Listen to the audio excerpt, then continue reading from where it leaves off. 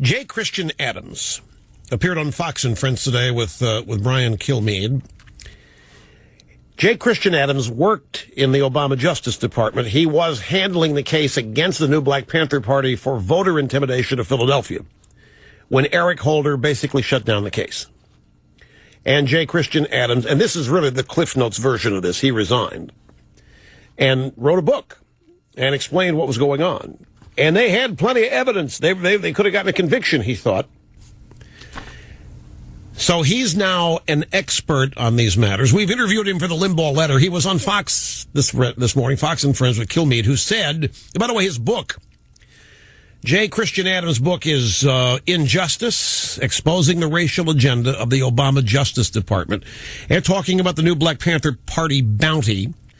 Kilmeade said, you investigated the Black Panthers for what they were doing in 2008. That went nowhere. Why is this one seemingly... this group here, why did this case with the new Black Panthers now, why is this one going nowhere? Or why is it slow off the mark? It's because the new Black Panthers think they're above the law. What would have given them that idea? I mean, we all know the answer. The answer is Eric Holder.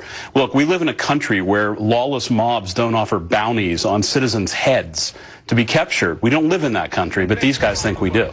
You cannot solicit kidnapping in the state of Florida. It's a felony in Florida. It's a felony to travel across interstate lines to solicit kidnapping. So here we have the new Black Panthers once again probably committing crimes and going completely unpunished.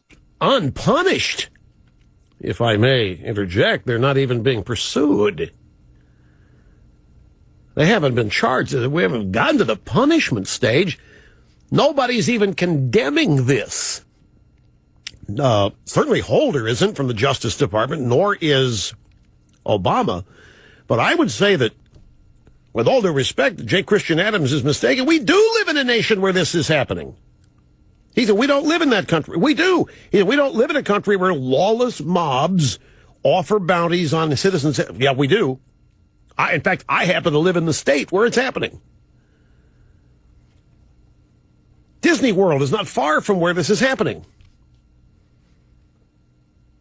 So I must respectfully disagree. We do live in a country where lawless mobs can issue mobs. Certain lawless mobs can.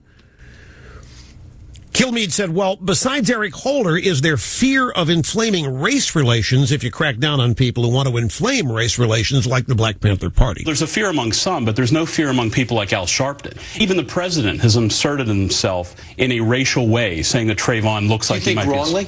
Absolutely wrongly. No president in our country's history would have injected himself into a criminal matter using racial code like Barack Obama did. This is a brave guy. Folks, J. Christian Adams is a brave man to be saying this.